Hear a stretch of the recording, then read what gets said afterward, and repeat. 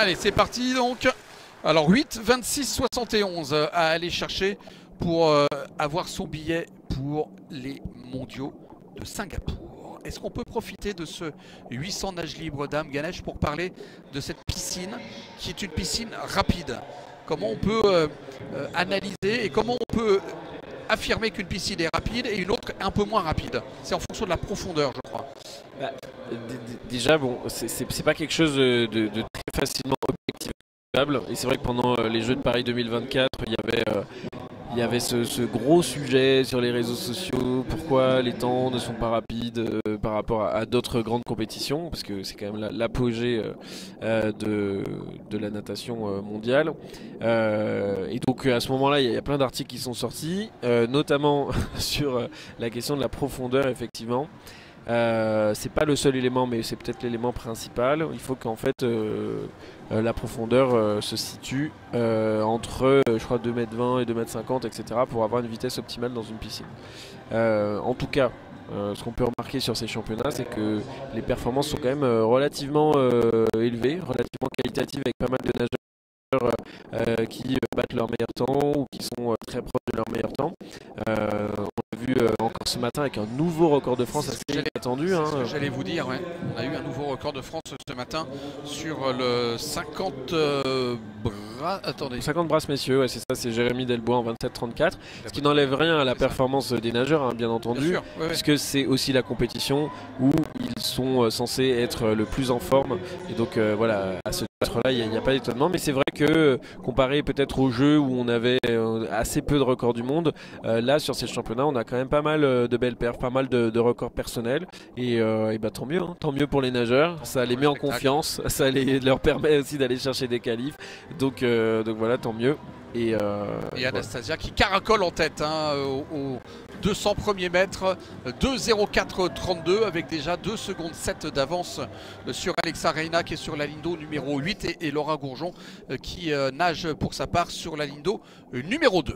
Exactement, et on va voir, voilà, ça commence à nous donner un indice. Elle est passée 1,0071, 2,24. Pour l'instant elle est sur un gros 1,3 de moyenne. On va voir si elle maintient ce rythme là sur 300-400 mètres.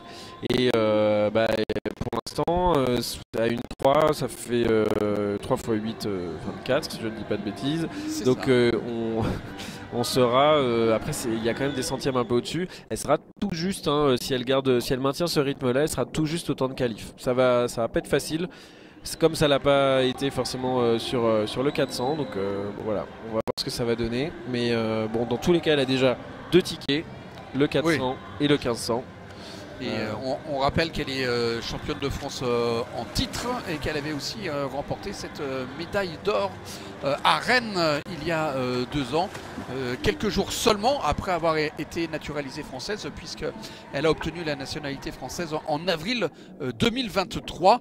Et auparavant, elle nageait pour la Russie. Et d'ailleurs, avec la Russie, lors des championnats du monde en petit bassin à Abu Dhabi en 2021, elle avait décroché au championnat du monde la médaille d'argent sur cette distance, sur le 800 nage libre.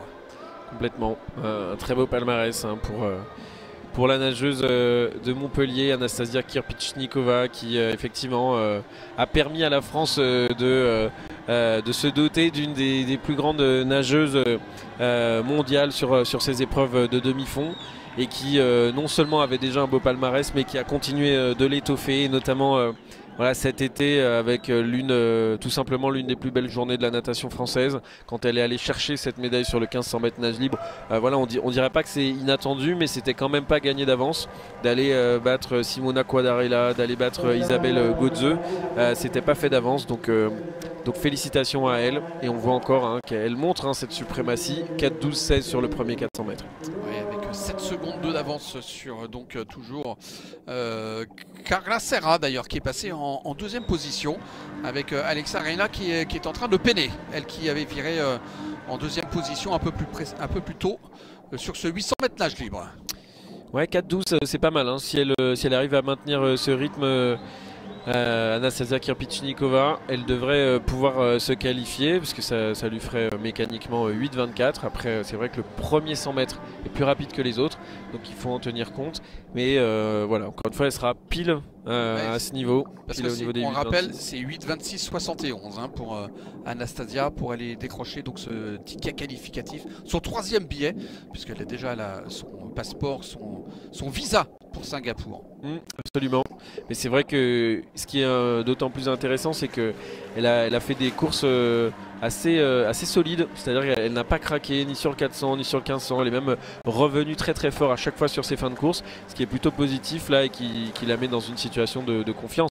En plus, comme elle a déjà ses 2 premiers tickets, c'est aussi un avantage fort, c'est qu'il n'y a pas d'enjeu. Elle n'a pas cette pression. Exactement. Il n'y a pas d'enjeu sur cette course, donc elle peut structurer sa course, elle peut la penser, elle peut être à l'écoute de ses sensations, et ça c'est tout bénef pour elle.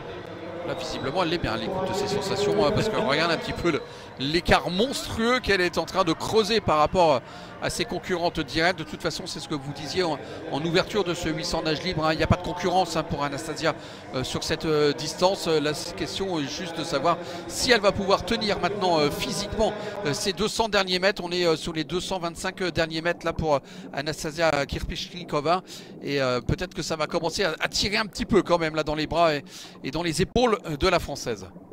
Absolument, mais là pour l'instant c'est en train de tenir. On va voir 6,20 au passage. Du coup elle nage. Ça va être. Là, maintenant il va falloir accélérer un petit peu parce qu'il lui reste 2,06 secondes 43. Non mais de décalage, donc oui effectivement 2 minutes 2,06 exactement pour faire 200 mètres. Là pour l'instant elle est encore sur les 1,3 à peu près, donc il va falloir qu'elle accélère en fait. Mais honnêtement je pense qu'elle a de quoi accélérer sur le dernier 50 ou à minima sur le dernier 50 mètres. Ça va être juste, mais je pense que ça devrait le faire. C'est là où on se dit que ce sport est dingue quand même, parce que vous arrivez au bout de l'effort, vous avez fait 700 mètres, et là elle se dit dans son crâne, il faut que j'accélère encore. Oui. Je suis tétanisé par la douleur, mais si je veux aller chercher cette victoire, et surtout ce billet qualificatif, parce que la victoire elle ne va pas lui échapper évidemment, mais ce billet qualificatif, il faut encore aller chercher dans des ressources inhumaines. C'est un sport mais qui est terrible parce qu'on se bat contre soi-même en natation. Non, complètement. Après c'est vrai que c'est là où les nageurs et les nageuses de demi font. Là, 1-2-3 elle doit faire là sur le dernier 100 mètres. Ça va être difficile, mais c'est largement possible vu la puissance de feu d'Anastasia. C'était 2-6 il y a 100 mètres, 1-3. Là elle est encore dans le rythme. Là elle a fait un gros 1-3 ou un petit 1-4, donc voilà, il faut qu'elle accélère. Il faut qu'elle fasse un très gros 1-2 quoi. Ouais c'est ça, même un petit 1-2-3 qu'elle doit faire. Un très petit 1-3. Un petit 1-2 elle doit faire là pour 7,56,24 où elle doit faire 30 secondes. Il y a moyen qu'elle rate de peu, sauf si elle arrive à vraiment accélérer. C'est là où le public va avoir un rôle à jouer pour bien, encourager et pousser. Vous voyez qu'elle relance. Ah, elle est à la relance, Anastasia, sur ses 25 derniers mètres, les dernières longueurs, les derniers efforts pour la Française. Ça va être tout juste. 8,26,71 à aller chercher. Allez Anastasia, ça va être compliqué. 8,26,71. Oh là là là là là là, c'est pas vrai. 8,26,73. Elle l'a raté de 2 centièmes. Elle le rate de 2 centièmes, c'est terrible. Ouais, bon, c'est pas grand chose. Je pense qu'elle est pas très déçue, d'autant que la direction technique nationale va certainement s'accorder le droit de la laisser participer, vu qu'aucune nageuse n'a nagé plus vite qu'elle. Mais c'est sûr que c'est toujours bien de pouvoir valider en amont son ticket. On l'avait vu, elle avait réaccéléré sur les 15 derniers mètres ou les 20 derniers mètres. C'était incroyable cette puissance qu'elle a développée pour essayer d'aller chercher ce ticket. Il lui a manqué 2 petits centièmes, et peut-être effectivement Ganesh qu'elle aura une bonne surprise dans les heures ou dans les jours qui viennent. Après c'est pas si étonnant puisque voilà, on l'a dit, elle a repris assez tard sa saison et elle vient quand même en 4 jours de s'envoyer 2 400, 1 800 et un 1500 à des niveaux de performance mondiale avec une ultra domination de son côté, donc voilà, c'est pas si étonnant que ça qu'elle arrive un peu aussi au bout de ses capacités aujourd'hui.